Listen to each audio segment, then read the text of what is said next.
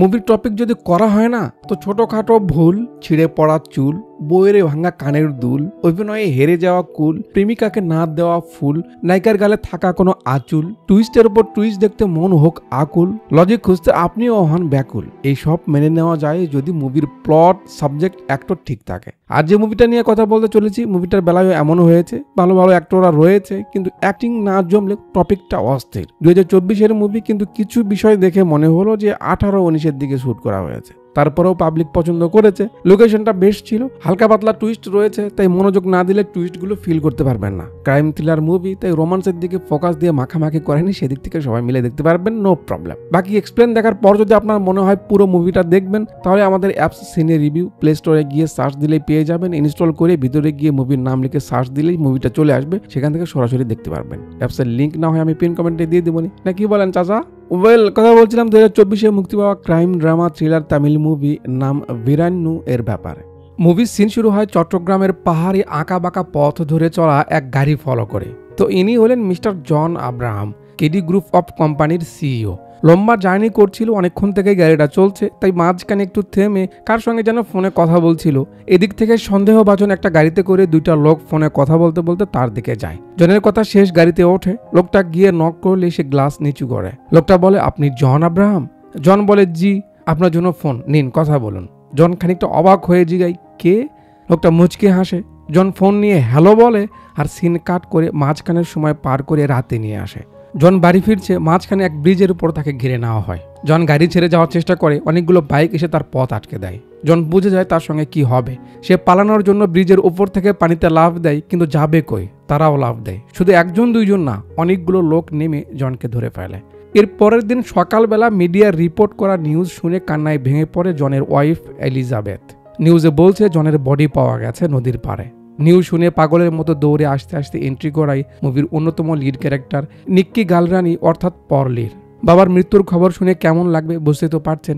মা মেয়ে পাগল হয়ে যাচ্ছে কাঁদতে কাঁদতে। নিউজে বলছে কেডি গ্রুপের প্রতিষ্ঠাতা ডেভিড আব্রাহাম, যেও হঠাৎ করে গায়েব হয়ে গেছিল। বাপ চলে যাওয়ার পর জন সবকিছু সামলাচ্ছিল, আজ তার বডি পাওয়া গেল। অনেকেই বলছে এটা আত্মহত্যা, অনেকেই বলছে খুন। জনের বাড়িতে আরেকটা লোক আসে, যার আশা দেখে সিকিউরিটি কেমন করে যেন চেয়ে থাকে। তো ইনি হলেন বালানজি, সবাই বালা বলে ডাকে, জনের একমাত্র কাছের বন্ধু। মরার আগে জন তাকে ফোন করে বলেছিল যে সে যে কাজে এসেছে সেই কাজটা হয়ে গেছে, তার সব সমস্যার সমাধান হয়ে গেছে, সে বাসায় ফিরছে। এর মাঝেই এসব হয়ে গেল। ভিতরে এলে তাকে দেখে পলি দৌড়ে গিয়ে কান্নায় ভেঙে পড়ে। বাবা মৃত্যুর আগে জন পলির সঙ্গে কথা বলেছিল, তার জন্মদিনের জন্য সে তাকে গিফট দিতে চেয়েছিল। পল্লীর মা আরও ভেঙে পড়েছে, কারণ জন তার সঙ্গে কথা বলেছিল। সে কোথায় গেছে কাউকে বলে যায়নি, তাই আন্টি চিন্তায় ছিল। জন তাকে বলে সে দেবা নারায়ণার নামে একজনের সঙ্গে দেখা করতে এসেছিল। কি তুমি তো তাকে চেনো না? তার নাম শুনতে আন্টি তখন চমকে গেছিল। তারপর আর তাদের মাঝে কোনো কথা হয়নি। আর এখন এই খবর এলো, পরিবারের শোকের ছায়া। পরের দিন পুলিশের বড় বড় সব অফিসাররা মিটিংয়ে বসে যায়। এত বড় একজন মানুষ মারা গেল, হইচই তো শুরু হবেই। এক পুলিশ বলছে সবাই ভাবছে সে হয়তো নিজেকেই মেরেছে, কিন্তু ফরেনসিক রিপোর্ট তো অন্য কিছুই বলছে। কি বলছে? জনকে আগে মারা হয়েছে, হালকা টর্চার করা হয়েছে এমনভাবে যা বাহির থেকে দেখে বোঝা যাবে না। তারপর তাকে পানিতে ফেলে দেওয়া হয়েছে। পানিতে পড়ার আগে সে মরে গেছিল। কাকু বলে, ঠিক আছে, এই খবর আমাদের মাঝেই রাখো, কাউকে কিছু বলার দরকার নেই। মানুষ যেটা ভাবছে সেটাই ভাবতে দাও, কারণ এমন মামলায় পরিবারের লোকজনও জড়িত থাকে, তাই পরিবারে কাউকে বলার দরকার নেই। তোমাদের মতো তোমরা ইনভেস্টিগেশন করো। মাঝে কয়েকদিন পার করে ক্যামেরা নিয়ে আসে একটা ভুতুরে বাড়িতে, যেখানে একটা লোককে ফলো করে তার কাজ বাজ দেখানো হয়। সে সময় তার বাড়িতে কিছু লোক ঢুকছে, যাদের জুতোর শব্দ আর বাহিরে কুকুরের আওয়াজ তার কানে পড়াতে সে সতর্ক হচ্ছে। মানে একটু বিল্ড আপ দিয়ে এন্ট্রি করায়, যার ব্যাপারে নতুন করে কিছু বলার নেই। সবাই চেনেন আর্জুন সারজা বস অর্থাৎ দেবা নারায়ণার। নামটা আগেও বলেছিলাম, মনে আছে? একটু মনে রাখতে হবে গো। যাক, লোকজন হাতিয়ার নিয়ে তার বাসায় ঢোকে তাকে মারতে, কিন্তু কথায় আছে না, জলে নেমে কুমিরের পাছায় আঙুল দিতে নেই। তার বাড়িতেই তাকে মারবে কি করে হয়? ওপর থেকে সে তো সাধারণ কোনো মানুষ নয়। দেবা তাদের চুনচুনকে মারা শুরু করে। ইচ্ছে মতো সবাইকে কেলিয়ে মেলিয়ে স্টিফেন নামে কাউকে একটা ফোন করে বলে, তোর লোকেরা পড়ে আছে, এসে নিয়ে যা। কনফিডেন্স তো এমন হতে হবে। স্ক্রিনের আলো নিভে গিয়ে সিন শুরু হয় আরো কিছুদিন সামনে থিরুভানান্থপুরমে। পূজা মোজা করে অটো নিয়ে স্ট্যান্ডে আসে একটা ছেলে, তার নাম প্রবীণ। ছেলেটা খুব সৎ এবং পরিশ্রমী। প্রতি সপ্তাহে একদিন অসুস্থ মানুষ বা গরিব মানুষদের ফ্রি সার্ভিস দেয়। তার বাবা অনেক কষ্ট করে বিনা চিকিৎসায় মারা গেছে। সে কষ্ট দেখে বড় হয়েছে, তাই ভালো কাজে সমাজে অংশগ্রহণ করতে এমনটা করে। সুন্দর মেসেজ না? যার যা আছে সেটা নিয়েই মানুষের হেল্প করতে নামা উচিত। প্রবীণের পরিবারে তার মা আর ছোট বোন রয়েছে, যার বিয়ের ব্যাপারে কথা বলতে ছেলেপক্ষ এসেছে, তার অপেক্ষা করছে সবাই। ইনার নাম মনে করেন হিরো আলমের ছোট ভার্সন, প্রবীণের একমাত্র বন্ধু। প্রবীণ না থাকলে সেই সবকিছু সামলায়। ওদিকে পলি লক্ষ্য করে তার মা দেবা নামে কারো একটা সঙ্গে খুব বেশি মিশতেছে, তার সঙ্গে কথা বলছে, দেখা করছে, জাস্ট একটু লক্ষ্য রাখে। প্রবীণ কাজ সেরে বাসায় আসে, বিয়ে নিয়ে কথাবার্তা হয়, ছেলে মেয়ে দেখা দেখি হয়, দুজনকে কথা বলার সুযোগও দেওয়া হয়। তাদের দুষ্ট কুকিলে দেখে আমরা বুঝতে পারি তাদের মাঝে আসলে আগে থেকেই সম্পর্ক ছিল, কিন্তু বাড়ির লোকজন জানে না। তো মিয়া বিবি এখানে রাজি, আপনি আমি আর করব কি ভাজাভাজি। বিয়ের আগে অনুষ্ঠান থেকে শুরু করি নাকি? কাল পরশু বিয়ে, তার আগে নাচাকানা হয়। বর যেহেতু আগে থেকে মেয়ের সঙ্গে পরিচিত, তাই সেও এখানে এসে একটু মজা মস্তি করে। তো মদ খেয়েছে, বাসায় যেতে পারবে না, এজন্য তাকে বাসায় রেখে আসতে প্রবীণ অটো নিয়ে যায়। বাসার কাছে নামিয়ে দিয়ে প্রবীণ ছেলেকে বলে সে তাদের সম্পর্কের ব্যাপারে জানে, তার বোন খুশি, তাই সে কিছু বলেনি, মেনে নিয়েছে। সে যদি তার বোনকে কষ্ট দেয় বিচি কেটে নিবে বলে মিষ্টি একটা হুমকি দেয়। ছেলের নেশাটাই কেটে যায়। যাক, তাকে রেখে প্রবীণ বাসায় ফিরছিল, ক্যামেরা একটু সামনের দিকে এনে দেখায় একটা গাড়ি খুব বাজেভাবে অ্যাক্সিডেন্ট করে পড়ে আছে। একটু পর প্রবীণ দেখতে পেয়ে দৌড়ে আসে। আমরা দেখি আর কেউ না, পলির মা এলিজাবেথ। প্রবীণ ব্যস্ত হয়ে যাচ্ছে, ম্যাডাম আপনি ঠিক আছেন? গেট খুলে তাকে বের করবে, কিন্তু খুলতে পারছে না, চেপে গেছে একেবারে। তার কাছে ফোনও নেই, অ্যাম্বুলেন্সকে ফোন করবে। আন্টি প্রবীণকে নিষেধ করে, বেটা লাভ নেই, শুধু আমার একটা কথা শোনো, জনসেবা পার্টির প্রধান বালাজি, তার সঙ্গে দেখা করে জানাবে এই সব কিছুর সমাধান রয়েছে 7 হিলসে। ওখানে বলতে বলতে আন্টি সেখানে মারা যায়। প্রবীণ ভয়ে তাড়াতাড়ি বাসায় এসে তার বন্ধুকে উঠাই, এই ঘটনা ঘটেছে, চল পুলিশের কাছে যাব। টেঙ্গুর বলে, কি যাতা বলছিস, চুপ থাক, ওসবে আমরা নেই, কাল বিয়েটা হয়ে যাক, তারপর দেখা যাবে, বলে তাকে থামিয়ে রাখে। পরের দিন ওদিকে মিডিয়া জমা হয়ে রিপোর্ট করছে, এদিকে বিয়ের কাজ শেষে মেয়ে বিদায় হচ্ছে। মিডিয়া বলছে কিছুদিন আগে জন মারা গেল, আবার তার ওয়াইফ। বালা স্পটে আছে, ভাবছে কি করে কি হলো। প্রবীণের বোন চলে গেলে প্রবীণ বলে তাদের থানায় যাওয়া উচিত। টেঙ্গুর আবার বোঝাই, তুই জানিস ওই মহিলা কে? জন আব্রাহাম, যে কিছুদিন আগে পানিতে ডুবে মারা গেল, তার বউ। বুঝতে পারছিস না এটা খুন, এসবে জড়ানো যাবে না, বলে তাকে থামিয়ে রাখে। পলের বাড়িতে সিকিউরিটির ব্যবস্থা করা হয়েছে, কিন্তু আগে বাপ হারালো, তারপর মা, সবকিছু ভেবে পলের অবস্থা খুবই খারাপ। এখন অবধি সে কিছুই খায়নি, তাই কাজের লোকেরা তাকে বোঝানোর চেষ্টা করছে যে খেতে হবে। পলে জাস্ট কান্না করে যাচ্ছে, তার এখন কি করা উচিত। প্রবীণের ভিতরে ব্যাপারটা তাকে শান্তিতে থাকতে দিচ্ছে না, যে মৃত্যুর আগে মহিলাটা তাকে কিছু বলে গেল, সে বলতে পারছে না কি করবে। কিছু লোক পলেদের বাড়িতে ঢুকে সব গার্ড মার্ড পুলিশ সবাইকে মেরে মুড়ে ভিতরে ঢোকে। মেন গেটে নক করলে এক মুরব্বী খুলতে, তাকেও মেরে তারা ভিতরে ঢুকে কাজের সবাইকে মারতে থাকে। তারপর ওপরে যায়, এই মুরব্বী ফোন করে বালাকে সবকিছু বলে দেয়। এরা পলিকে ধরতে যায়, কিন্তু পলি তাদের হাতে পড়ে না। পলি বুঝতে পারে তার ক্ষতি হতে চলেছে। সে যতটা সম্ভব শক্তি বা সাহস দিয়ে সবাইকে ফেলে নিচে এসে দেখে কাজের মেয়েরা সব পড়ে আছে। আবার ধাক্কা মাক্কা দিয়ে বের হয়ে দৌড়ের উপরেই থাকে, একটা গাড়ি এসে একজনকে লাগিয়ে দেয়। পলি থেমে যায়, ব্যাস তার বাবা এসে গেছে, মানে বালা আঙ্কেল এসেছে, যাকে পলি বাবার মতোই দেখে আর কি। বালা সবাইকে মেরে মুড়ে পলিকে সেখান থেকে নিয়ে যায় তার বাড়িতে। পরের দিন সকালবেলা ক্যামেরা প্রবীণকে দেখায় যে পলির মায়ের মুখ ভুলতে পারছে না, তার কথা সবসময় তার মাথায় ঘোরাফেরা করছে, যাতে সে শান্তি পাচ্ছে না। ক্যামেরা জঙ্গলের ভিতরে একটা গেস্ট হাউসে নিয়ে আসে, যা দেখাশোনা করে মুন্না নামের এই ভাই সাহেব। গেট খুলে দিতে বলে, একটু পর বালা সেখানে আসে পলিকে নিয়ে। তার সঙ্গে আরেকটা লোক ছিল, সে বলে, ভাই এই জায়গা সব থেকে সেফ।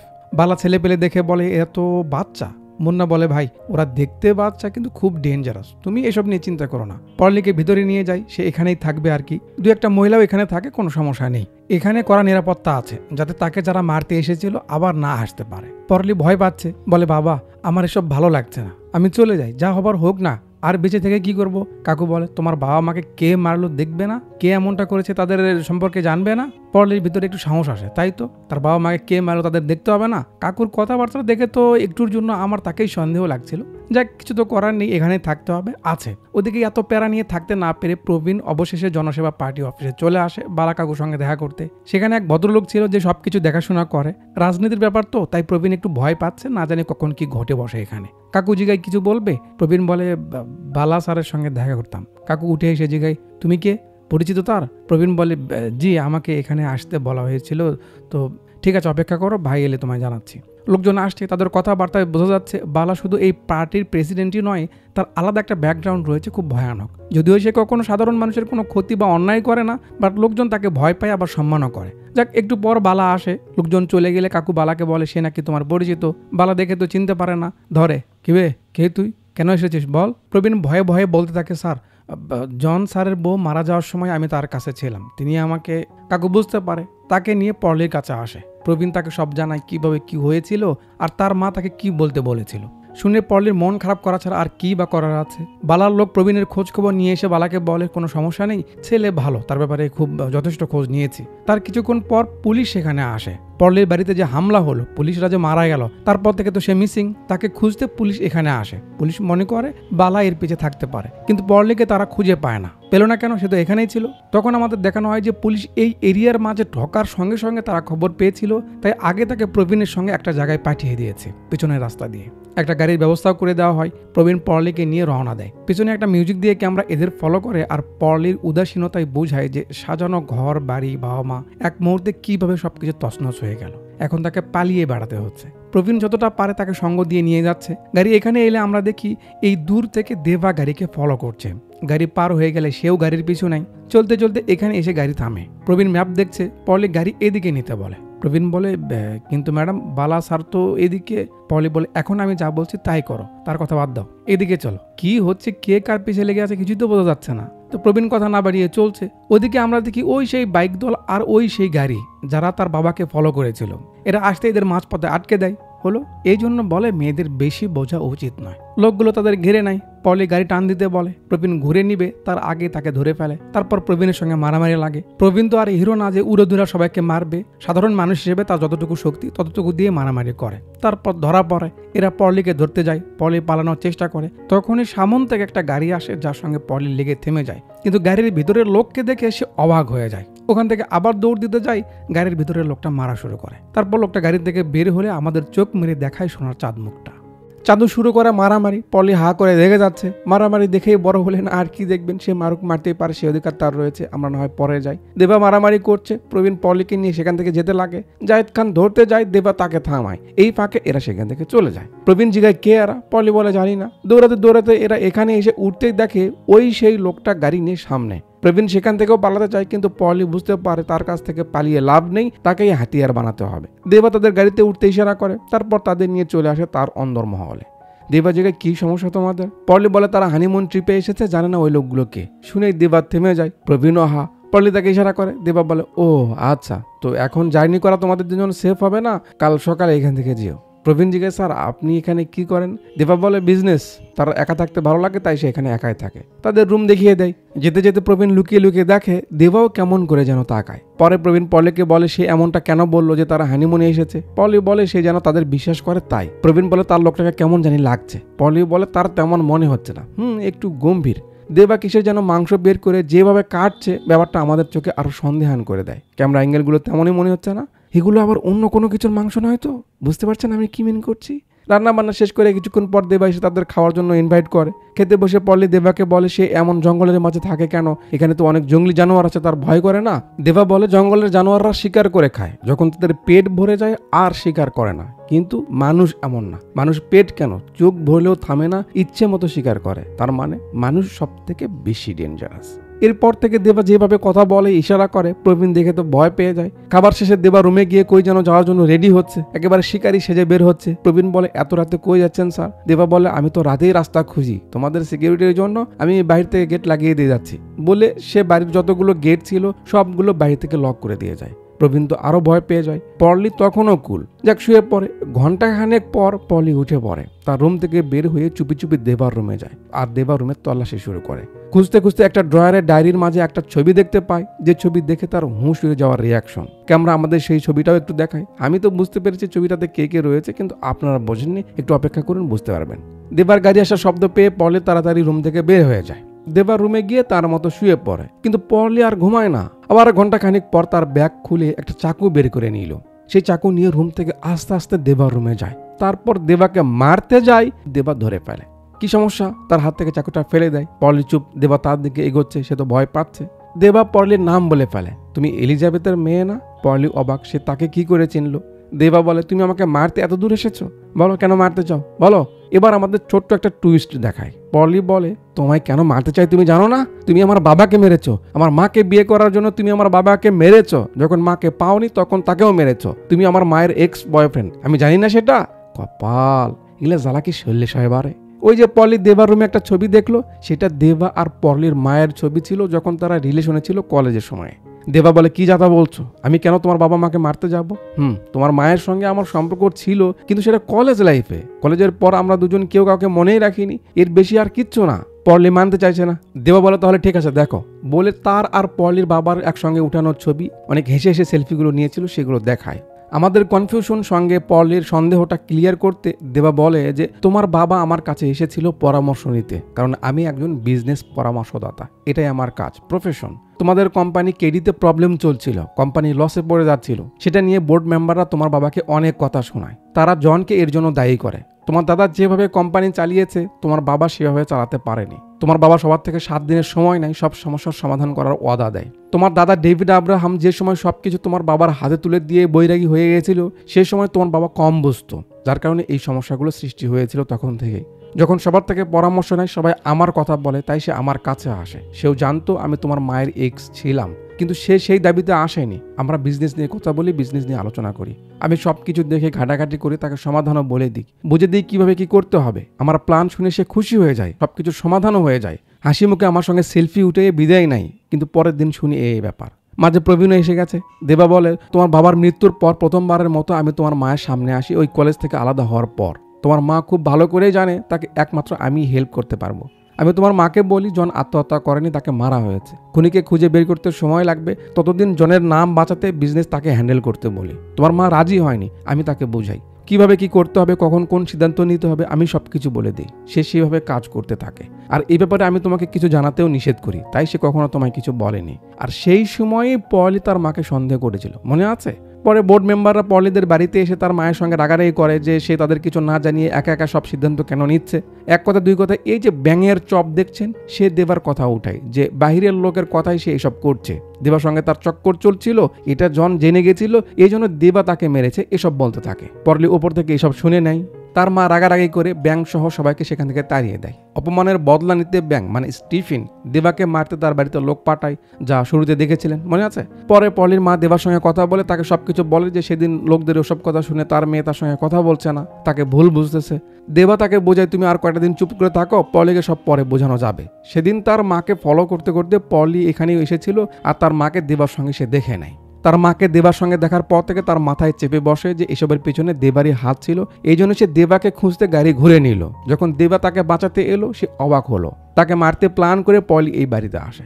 দেবা বলছে, তুমি আমাকে ভিলেন মনে করো, কিন্তু আমার কারণে তোমাদের কোম্পানি বাঁচতে চলেছিল। তোমার বাবা মা সবার সঙ্গে আমার ভালো সম্পর্ক ছিল, এর মাঝে তোমার মা চলে গেল। প্রবীণ বলে, তাহলে আপনি সামনে আসেননি কেন? দেবা বলে, আমি চাইনি আমার কারণে এলিজাবেথের কোনো রকমের বদনাম হোক। তোমার মা মরার পর যখন তোমার উপর হামলা হয়, বালা ভাই আমাকে সবকিছু তোমার ব্যাপারে জানায়। আমি তখন থেকে তোমায় ফলো করে যাচ্ছি লুকিয়ে লুকিয়ে, তুমি জানোই না। তুমি যেখানে যাও ছায়ার মতো আমি তোমার পিছনে ছিলাম। সব শুনে পলি বুঝতে পারে দেবা তাদের শত্রু নয়, তার কাছে ক্ষমা চায় যে সে তাকে ভুল বুঝেছিল, তাকে সন্দেহ করেছিল। দেবা এক্সের মেয়েকে নিজের মেয়ের মতো দেখে, এমনটাই বলে। আরে ডিরেক্টর সাহেব, দেখতে বাপ মেয়ে লাগে এমন কাস্টিং তো করে নিতে না। কোন অ্যাঙ্গেলে পলি দেবার মেয়ের বয়সে লাগে? আর দেবার কি চুলকানি উঠেছিল যে পলির মায়ের সঙ্গে রিলেশনে ছিল? পলির বয়স কমিয়ে মায়ের বয়সটা তো আরো কমান যেত, তাই না? যাই হোক, পাতার দাম কম, ইফেক্ট তো পড়বেই। সামনে আরো দেখুন। দেবা বলে, তাকে যে লোকগুলো মারতে এসেছিল তাদের মাঝে একজনকে সে ধরে রেখেছে, এই জন্যই কাল রাতে সে বাইরে গেছিল, বুঝেছেন? সকালে 3 জন তার কাছে আসে। দেবা মেরে মুড়ে জেগে তাকে কে পাঠিয়েছে সে মুখ করে না। পলি কাঁদতে কাঁদতে রাগ করে ধরে ফেলে, বল কেন মেরেছিস আমার বাবা মাকে? কে মারতে পাঠিয়েছিল? বল বল বল বলছে, আর তার জামা ধরে টানছে। দেবা তাকে শান্ত করতে হাত ছাড়িয়ে নিতে ধরে। টানাটানিতে পলির হাতে ছেলেটার গলার লকেট ছিঁড়ে আসে, আর এটা ছিঁড়ে যাওয়ার সঙ্গে সঙ্গে ছেলেটা চিল্লানো শুরু করে দেয়। এতক্ষণ তাকে 1 ইঞ্চিও নড়ানো যায়নি। লকেটটা নেওয়ার সঙ্গে সঙ্গে তার পেটে একেবারে গুড়া কিরমি কামড় দিয়ে ওঠে। দেবা বুঝে যায় এর মাঝে কিছু আছে। প্রবীণ তাকে ধরে। দেবা লকেটটা খুলে দেখে ভেতরে লেখা 7 হিলস। তাকে বেঁধে রেখে বালাকে খবর দিলে কাকু এসে দেখে। দেবা বলে, এই সেই 7 হিলস যার ব্যাপারে এলিজাবেথ মরার আগে বলেছিল প্রবীণকে। বালা বলে, ওকে এখনো বেঁধে রেখেছিস? দেবা বলে, দাদা ওর কাজ আছে, ওকে মেরে কোনো কিছু জানা যাবে না। অন্য প্ল্যান সাজিয়েছি, তুমি জাস্ট আমার হাঁ বলার অপেক্ষায় থাকো। কি প্ল্যান? খানিকক্ষণ পর আমরা দেখে হাতে বটি নিয়ে প্রবীণ আসলো তার কাছে। চোখে মুখে রাগের ছাপ। ছেলেটাকে বলে তখন সে তাকে মারতে পারেনি, বেঁচে গেছিল, এবার কি হবে বলে একটা চোট মারে, যেটা গিয়ে দড়িতে লেগে তার হাত ছুটে যায়। আর দুজনের মাঝে মারামারি শুরু হয়। দুজনেই মার খাচ্ছে। শেষে সুযোগ বুঝে ছেলেটা মারামারি না করে সেখান থেকে পালানোটা বেটার মনে করে দৌড়ের উপর থাকে। ওদিকে দেবা একটা গাড়িতে চোখ লাগিয়ে রাখছে। প্রবীণ ছেলেটার পিছু নিয়েই আছে। বালা কাকু দেখি ট্যাক্সি ড্রাইভারের ড্রেস পরে বের হলো।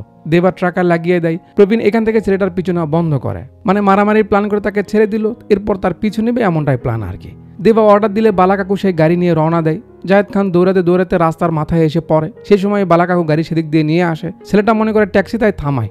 বালাকে সে চেনে না। কাকু বলে বেশি টাকা ভাড়া দিতে হবে, তাহলে সে যাবে। এটা এখান থেকে সবকিছু দেখছে। একটু যাওয়ার পর সে বালার থেকে ফোনটা চেয়ে নেয় কাউকে কল করার জন্য। তারপর কাকে যেন কল করে হিরো আলমের গান গায়। এখন তার গান তো বোঝার মতো জ্ঞানী মানুষ তো তারা না, কি বলেন? দেবা বুঝতে পারে না। আরেকজনকে কল করে বলে আমি তোমায় ভয়েস পাঠিয়েছি, তুমি দেখো কি বলেছে আর ভাষাটা কোনটা। ছেলেটা কথা শেষ করে ফোন দিতে যাবে, দেয় না, আবার ফোনটা নেয়, আরেকজনকে কল করতে যাবে বলে সে ডায়াল লিস্টে গিয়ে দেখে পরলি নামের একটা নাম্বার সেভ করা। আরে কাকা, এত কাঁচা খেলা খেলে হবে? তার সন্দেহ হয়, সেই নাম্বারে কল লাগায়। ফোন পরলির কাছে বেজে ওঠে। দেবা রিসিভ করতে নিষেধ করে, মানে ছেলেটা বুঝে গেছে বালার ড্রাইভার না। তো চলো চলো গাড়িটার পিছনে নাও। দেবা সেই লোক যাকে ভয়েস পাঠালো সে বলে এটা নাকি হিব্রু ভাষা। ওখানে বলেছে সে পালাতে পেরেছে, তারা আমার থেকে কিছু বের করতে পারেনি, আমি আসছি। জায়েদ ভাই আবার ফোন করে কিছু বলে, কি বললো বিস্তারিত আসুক, ততক্ষণে ছেলেটা এখানে এসে গাড়ি থামাতে বলে। গাড়ি থেকে নেমে বালার ফোন থেকে সিম খুলে নেয় আর বালাকে জিগায় কে বে তুই বে। বালা আর চুপ না থেকে ধরে ফেলে। দুজনের মাঝে হাতাহাতি শুরু হয়। বালা বুড়ো হলে কি হবে, একেবারে পেঁদিয়ে যাচ্ছে, তার সাথে সে পাচ্ছে না, ভাবা যায়। একটা ট্রাক আসে যার মাঝে জায়েদ খানের লোকেরাই ছিল। মারামারি শুরু হয়। ট্রাকে অনেকগুলো মহিষ দেখা যাচ্ছে। এরা কাকুকে ধরে ট্রাকে উঠায় নাই। আরেকজন বালা কাকুর গাড়িটা নিয়ে সামনের দিকে এসে জঙ্গলের মাঝখানে রেখে দেয়। যে গাড়ি ফলো করে দেবারা আসছে। একটু পর এরা ট্র্যাকিং লোকেশন অনুযায়ী এসে দেখে গাড়ি তো এখানে ফেলে রেখে তারা চলে গেছে। বুঝতে পারে তারা বালাকে ধরে নিয়ে গেছে। সে লোকটা ফোন করে বলে পরের বার ছেলেটা বলেছিল আমার সঙ্গে যে আছে সে তাদেরই লোক, তোমরা এসো, ওকে 7 হিলসে নিয়ে সাইজ করতে হবে। কেমন সে ট্রাক ফলো করে যেটা জঙ্গলের ভিতরের দিকে যেতেই আছে। একটা লোকাল লোক গাছে উঠছে, হয়তো খড়ি পারবে। ট্রাক এদিক দিয়ে পার হয়ে যায়। লোকাল লোকেরা দেখে। একটু পর এরাও সেখানে চলে আসে। তাদের জিগায় তারা কোনো লরি যেতে দেখলো কিনা। এরা বলে হ্যাঁ একটু আগেই চলে গেল। দেবা বলে এই রাস্তা কই গেছে। দিদি বলে সামনে একটা বাংলো আছে সেখানে। কার ওটা? এরা বলে জানি না, তবে সেখানে মাঝে মাঝে কি যেন হয়, ট্রাক ভরে মুরগি ছাগল আসে। এখনো তো সেই লরিতে অনেকগুলো মহিষ গেল। সব বড় বড় লোকেরা গাড়ি নিয়ে আসে, আমরা তাদের ধারে কাছেও যাই না। যেই দেবা বলে তারা কি মলটা দেখাতে পারবে, লোকগুলো ভয়ে সেখান থেকে চলে যায়। এরা বুঝতে পারছে না লোকগুলো ভয় কেন পাচ্ছে। দেবা প্রবীণকে সামনে গিয়ে দেখে আসতে বলে। সে আর পারলে এখানে অপেক্ষা করে। প্রবীণ চুপি চুপি এসে এখানে একটা বাংলো দেখতে পায়। ফিরে এসে বলে লোকজন ঠিকই বলছিল, এটাই মনে হয় 7 হিলস। পাওলি বলে চলো তাহলে ভিতরে যাওয়া যাক। দেবা বলে না, হুট করে যাওয়া যাবে না, যেহেতু রাতে নাকি এখানে অনুষ্ঠান, তো অপেক্ষা করে দেখি কি করা যায়। অপেক্ষা করতে করতে যখনই সন্ধ্যা হতে লাগে শাঁ শাঁ করে বেশ কিছু গাড়ি সেখানে হাজির হয়। এরাও বাংলোর আশেপাশে চলে এসেছে। তারপর দেখে কিছু লোক সিরিয়াল ধরে ভিতরে যাচ্ছে। এরাও সেই লাইনে যোগ দেয়, কিন্তু সামনে সবার গলার লকেট আর হাতের ট্যাটু চেক করে ভিতরে ঢোকানো হচ্ছে। এরা এখন কি করবে? তাদের পালিয়ে আসবে তার আগে একজন এসে বলে সবাইকে ভিতরে আসতে দাও, সময় নেই। আর চেক না করে পরার জন্য একটা কাপড় দেয়, যেটা পরে ভিতরে যেতে হবে আর কি। এরা নিয়ে চলে যায়, বেঁচে গেল এবারের জন্য। ভিতরে এসে দেখে অন্ধকার, কেমন যেন একটা পরিবেশ, ঘুমঘুমানি ভাব। আরো ভিতরে গিয়ে দেখে অনেক লোক, তাদের কাণ্ড কারখানা জাস্ট দেখে যান। এগুলোর আসলে কি বর্ণনা দিব, কি হচ্ছে এখানে। পাতার হরেক রকম সেবন এখানে হয়েছে, তা তো আন্দাজ করতেই পারছেন। একটা আওয়াজ আসছে, মানে একটা লোকের কথাই সবাই এমন এমন করছে। সেই লোকটা কে, কোথা থেকে এই আওয়াজ আসছে, ফলো করতে করতে এরা সামনের দিকে আসছে। এবার ক্যামেরা আমাদের সামনে সেই ব্যক্তিকে নিয়ে আসে। চিনেছেন নাকি? যারা চিনেছেন তারা তো জিনিয়াস। যাক, মুরব্বী কি যেন সব করছে। ডেট এক্সপায়ার হয়ে যাওয়া পাতার সব থেকে কড়া টানটা মনে হয় ইনিই দিয়েছে, তাই ইনি সবার গুরু। আজব সব জিনিস, আজব সব মানুষ আর আজব এক পরিবেশ। মুরব্বী কি সব বলছে হিব্রু ভাষায়, আর তার কথাই এরা বেতাল হয়ে যাচ্ছে। বিদেশি সেবক সেবিকা, মানে অন্যরকম এক কারবার। মুরব্বী তার চেয়ারে বসে আর তাকে দেখে পারলি যেন আকাশ থেকে পড়লো। বলে ওঠে দাদাজি। এরা হা। পারলি বলে এটাই তো আমার দাদা। দেবা বলে you mean mister David Abraham? Paoli বলে যেহেতু সামনাসামনি তাই বুড়ো মনে হয় দেখে ফেলেছে। বুঝতে পারছেন কিছু নাকি উপর দিয়ে যাচ্ছে, সামনে আরো ক্লিয়ার হবে। বুড়ো বলে আরে শোনো সবাই, আমার রক্ত আমাকে খুঁজতে খুঁজতে এখানে এসেছে। আমার ছোট প্রিন্সেস পাওলি আব্রাহাম, আমার প্রভুর পাওয়ার দেখেছো তোমরা, তাকে টেনে এনেছে। দাসীদের বলে তাকে নিয়ে এসো। মহিলাগুলো এসে তাকে নিয়ে যায়, সেও যাচ্ছে, কিছু বলছে না।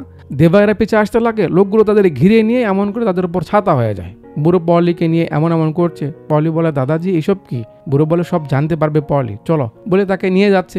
এদিকে এমন করে করে লোকগুলো দেবা আর প্রবীণকে এই রুমের মধ্যে তাদের আটকে রেখে যায়। কপাল, সেই রুমেই ছিল বালা কাকু। আরে পিছে তো দেখো একবার, ও আপনিও এখানে।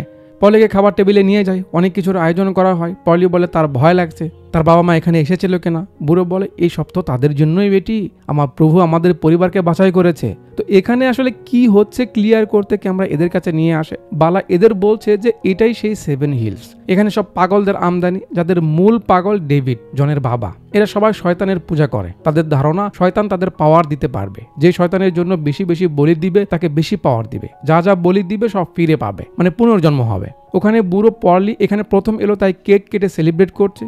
কেক খাওয়ার কিছুক্ষণ পর পরলি বেহুশ হতে থাকে। বুড়ো তার লোকদের ইশারা করে এখানে এদের কাছে আসে। দেবা জিগায় তাহলে ভক্তির নামে সবকিছু ছেড়ে ডেভিড আব্রাহাম এসব করতে বের হয়েছে। বুড়ো বলে সাধুগিরি করার জন্য সব সম্পদ ছেড়ে ঘুরে বেড়াবো, এতটাও পাগল আমি হইনি, আমি একজন বিজনেসম্যান, আমার কখনো সম্পদ বেশি হয় না। প্রবীণ বলে তাহলে এসব কেন করছো? বুড়ো বলে রাজত্ব, পুরো দুনিয়ার উপর রাজত্ব করার জন্য। 14 বছর আগে আমাকে যে অর্ডার দেওয়া হয়েছিল আমি সেটা পূরণ করতে বের হয়েছি, আজ আমার তপস্যা পূরণ হতে চলেছে, আব্রাহাম পরিবার এই দুনিয়ার মালিক হতে চলেছে বলে হাসতে থাকে। বালা বলে পাগল হয়ে গেছিস নাকি বে? বুড়ো বলে সেম প্রশ্নই করেছিল আমার ছেলে জন।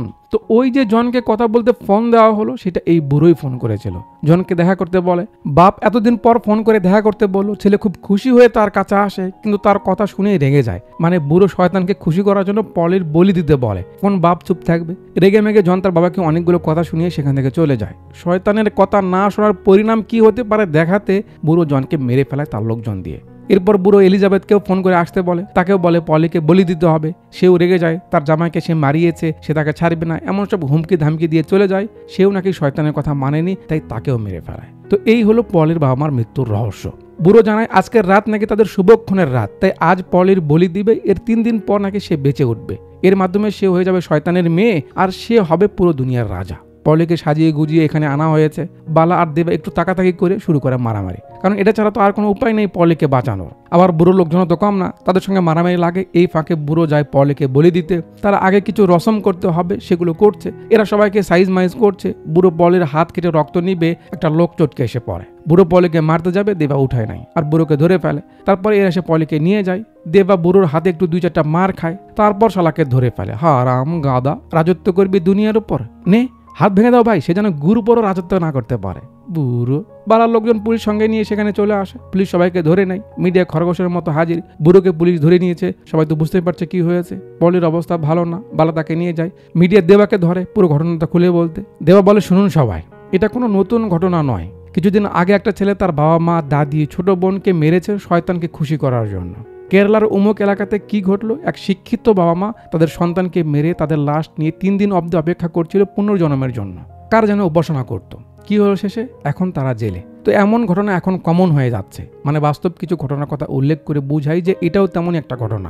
ডেভিড শয়তানের পূজা শুরু করে আলাদা একটা জগৎ বানিয়ে নেয়, যেখানে সে তার কথা মতো সবকিছু করায় আর নিজেকে সফল মনে করে। এই হয়েছে আর কি। ক্যামেরা বুড়োকে ফলো করে আস্তে আস্তে স্ক্রিনের আলো নিভে দেয়, আর বাস্তব কিছু ঘটনার ফুটেজ নিউজ কাভারেজ দেখাতে দেখাতে মুভিটা এখানেই শেষ করে দেয়। তো মুভিতে যে বিষয়টা হাইলাইট করা হয়েছে এটা খুব সেন্সিটিভ আর বোঝার মতো একটা ব্যাপার। সময়ের সঙ্গে সঙ্গে মানুষের মস্তিষ্ক যেন বিকৃত হয়ে যাচ্ছে।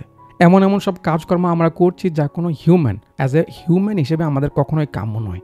কেউ আপনাকে ধোঁকা দিল, এখানে তাও বাঁচার পথ থাকে, কিন্তু কেউ যদি নিজে নিজেকে ধোঁকা দেয়, এর থেকে ভয়ানক অবস্থা আর কিছুই হতে পারে না। সবসময় মনে রাখেন, ধর্ম সৃষ্টিকর্তা কখনো এমন কিছু আপনাকে করতে বলবে না যেটা অযৌক্তিক, ইললজিক্যাল, যেটার পেছনে মনুষ্যত্বের প্রয়োজন পড়ে না, অসাধ্য কিন্তু করতে হবে, এমনটা কখনোই কারো ধর্ম বা সৃষ্টিকর্তা করতে বলে না। যে আপনাকে এমনটা করতে বলবে, চাই সে আপনার নিজের মন হোক বা কোনো হুজুর হোক, শুনবেন না, একটা লাথি মেরে ফেলে দিবেন। আপনি গা ঘামাবেন না, পরিশ্রম করবেন না, বুদ্ধি লাগাবেন না, রিস্ক নেবেন না, টেনশন নেবেন না, স্ট্রাগল করবেন না, বসে বসে কারো উপাসনায় নিজেকে বিলীন করে দিবেন, রক্তের বন্যা বয়ে দিবেন আর জীবনে সফলতা পাবেন। এটা না ধর্মের সম্ভব, না শয়তানের পূজা করে সম্ভব। আমরা মানুষরা যতই আধুনিক হই না কেন, বুদ্ধিমান হই না কেন, কঠোর হই না কেন, ধর্ম সৃষ্টিকর্তার ব্যাপারে আমরা সবসময় ভীরু, সে যে কোনো ধর্মের লোকই হোক না কেন। যে মানুষ পৃথিবীর সব থেকে চালাক, তাকে ধর্মের ভয় দেখিয়ে প্রভুর কথা বলে বোকা বানানো যায়। তার মানে যে আমরা বোকা তা না, ব্যাপারটা এখানে আস্থার, ভালোবাসার, আর ভালোবাসার ফলাফলই তো ধোঁকা পাওয়া। সুতরাং পরিবারের সবার ওপর নজর রাখবেন, কে কি করছে, কার ভালোবাসা কার জন্য বেড়ে যাচ্ছে, কিসের উপর তার আস্থা বেড়ে যাচ্ছে। সামান্য ভিন্ন কোনো অ্যাক্টিভিটিস দেখলেই তাকে সাবধান করুন, কাউন্সিলিং করান, লোকালয়ে সময় কাটানোর ব্যবস্থা করে দিন। ওপরওয়ালা আমাদের সবাইকে ধোঁকা দেওয়া, ধোঁকা খাওয়া, লোভ, ক্ষমতার চাহিদা, সব ধরনের উচ্চ আকাঙ্ক্ষা থেকে দূরে রাখুক। কিন্তু হ্যাঁ, আমার একটু উচ্চ আকাঙ্ক্ষা আছে, আপনারা সবাই সাবস্ক্রাইব করে দিন। যারা যারা ভিডিও দেখছেন সবাই সাবস্ক্রাইব করে দিন। আর ভিডিও ডিসক্রিপশনে বা পিন কমেন্টে ওই অ্যাপসের লিঙ্ক সহ আমার ফেসবুক আইডির লিঙ্ক পেয়ে যাবেন। একটু ফলো দিন, ঠিক আছে? এতক্ষণ পর্যন্ত আমার সঙ্গে থাকার জন্য আপনাদের সবাইকে অনেক অনেক ধন্যবাদ।